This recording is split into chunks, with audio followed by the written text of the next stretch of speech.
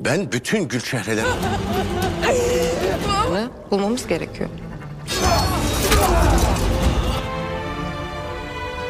Mila.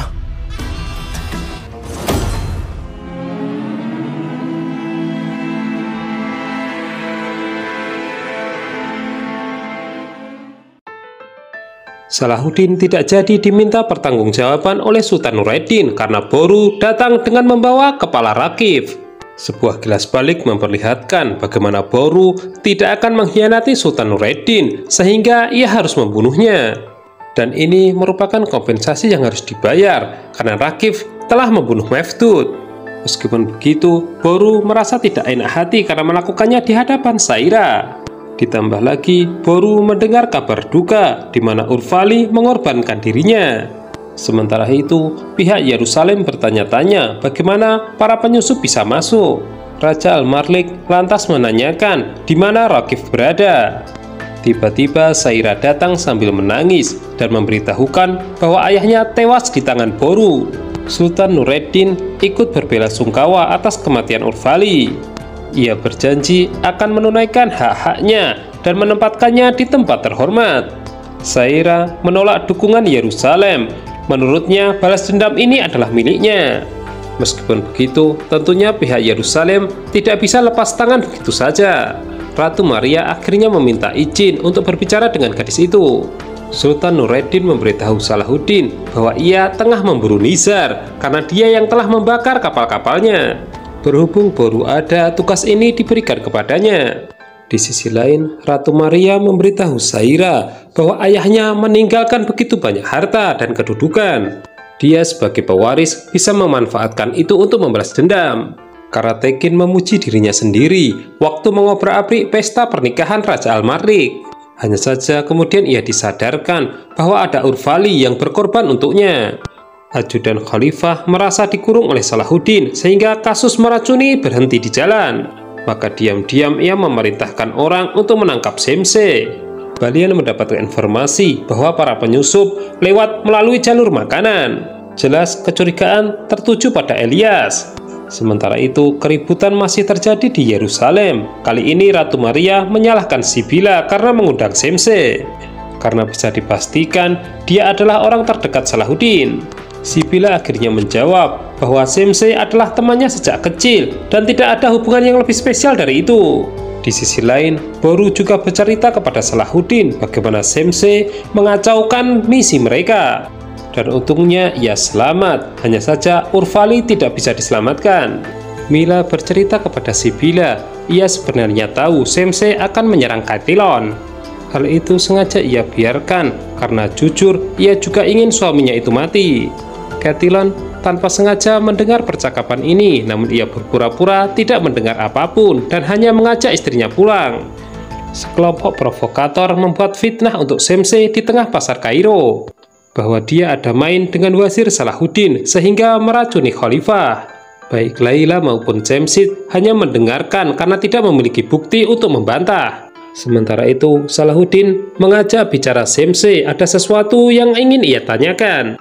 Saat ini Ratu Maria memiliki pengaruh di Yerusalem, maka dari itu ia akan mengganti guru Pangeran Balwin. Dengan alasan ia akan menjadi penerus tahta, jadi butuh pengetahuan yang baru. Salahuddin mempermasalahkan Semse yang selalu bertindak sendiri tanpa sepengetahuannya. Jadi mulai saat ini aktivitasnya akan dibatasi dalam pengawasan. Semse justru balik bertanya apa arti dirinya di mata Salahuddin. Jika itu karena jabatannya sebagai wazir, ia akan mengikuti. Setelah kematian Rakif, Elias sadar bahwa Ratu Maria membutuhkan orang kepercayaan dalam perdagangan. Untuk itulah ia merapat, namun Balian terus memata-matai. Sementara itu, setibanya di Kerak, Catelyn mulai bersikap aneh. Di hadapan Mila, ia berpura-pura merasakan sakit di punggungnya. Ia juga merasa malu, merasa dikalahkan seorang wanita. Tiba-tiba saja tercetus ide Catelyn mengajak Mila untuk berburu di hutan. Salahuddin memberikan pedang milik Mefdud kepada Boru karena telah berhasil membalas dendam. Itu diharapkan akan membawa keberuntungan ketika memburu Nizar. Menurut Salahuddin, kelompok itu harus dimusnahkan, tidak boleh berkembang. Laila lupa memberitahu Semse mengenai fitnah yang menyebar di mana-mana mengenai dirinya. sehingga ketika ia akan membeli buah ditolak oleh pemilik toko. Bahkan seluruh warga dikumpulkan untuk merendahkan dirinya. Rumor itu sendiri kemudian terdengar oleh Salahuddin. Sayangnya ia belum bisa mengatasi karena ada tugas yang lebih penting. Perkumpulan saudagar mulai memikirkan siapa pengganti Rakif. Saat itulah datang Saira yang mengaku sebagai putrinya sekaligus pewaris. Tentunya semua meremehkan karena dia terlalu muda, belum banyak pengalaman.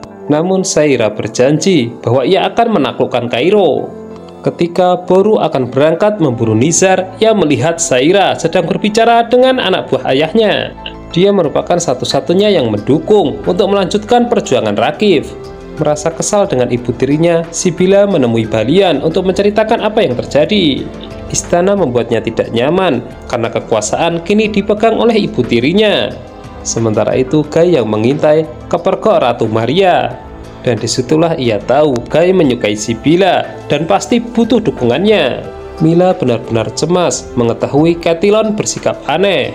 Puncaknya saat dirinya dijadikan sasaran perburuan, sambil mengatakan bahwa ia benci orang bermuka dua. Di sisi lain, Saira diam-diam mengikuti Boru sehingga mengetahui rencananya memburu Nizar. Qadi Fazil memperingatkan Salahuddin bahwa saat ini Yerusalem bergabung dengan Bizantium, jadi akan ada kemungkinan persatuan militer. Catelyn terus bersenang-senang dengan menakut-nakuti istrinya. Setelah itu barulah ia beritahukan bahwa telah mendengar percakapannya dengan Sibila. Dan Mila akhirnya membiarkan itu terjadi karena itu yang ia harapkan. Alhasil setibanya di rumah, Mila dikurung di kamar sampai dia mau berubah pikiran menganggap dirinya sebagai suami. Ketika pelayan masuk dengan membawakannya makanan, Mila memiliki ide. Salahuddin berdiskusi dengan ibunya mengenai posisi Semse. Desakan rakyat membuatnya harus berhati-hati dalam mengambil keputusan. Sementara itu Semse dibawa Jabir menemui ibunya yang menyanyi dengan suara merdu. Dan kali ini ia bisa menatap wajah ibunya yang mirip sekali dengannya, namun dengan berpakaian muslim. Belakangan baru diketahui bahwa Semse tengah bermimpi. Salahuddin konsultasi dengan Qadi Fazil bagaimana Semse mempertanyakan posisi dirinya. Padahal di lain sisi mereka berbeda dari keyakinan. Qadi Fazil akhirnya memberikan pencerahan bahwa seseorang bisa berubah. Boru berhasil menemukan Nizar, kemudian menyergapnya. Namun selama pertempuran, Nizar berhasil memanfaatkan kesempatan lalu melarikan diri. Di sisi lain, Balian mengungkap kecurigaannya terhadap Elias sebagai orang terdekat Salahuddin. Ratu Maria kemudian memiliki ide untuk membuat perangkap dengan dalih bantuan militer. Sementara itu, Saira datang untuk menyelamatkan Nizar dari kejaran Boru. Bahkan di rute yang akan ia lewati dipasang algojo. Ratu Maria memanggil Elias memohon bantuan didatangkan peralatan militer. Dan itu sebagai pancingan karena Elias pasti memberitahu Salahuddin. Semse menemui Qadi Fazil meminta waktu untuk menceritakan mimpinya. Dan di waktu yang sama, Salahuddin ingin mengecek kondisi khalifah namun dihalangi oleh ajudannya. Sebab di belakang, ajudannya membuat misi rahasia. Qadi Fazil menasihati Semse bahwa ibunya memang muslim. Dan apa yang dilihat di mimpinya itu bisa ia cari petunjuknya pada Al-Quran. Saat itu juga Qadi Fazil menghadiahkan Al-Quran untuk Semse. Meskipun telah diselamatkan oleh Saira, Nizar menolak membantunya asalkan dengan satu syarat, ia mau menjadi istrinya. Latif memberitahu Salahuddin bahwa ada celah di Yerusalem, yaitu Pangeran Balwin.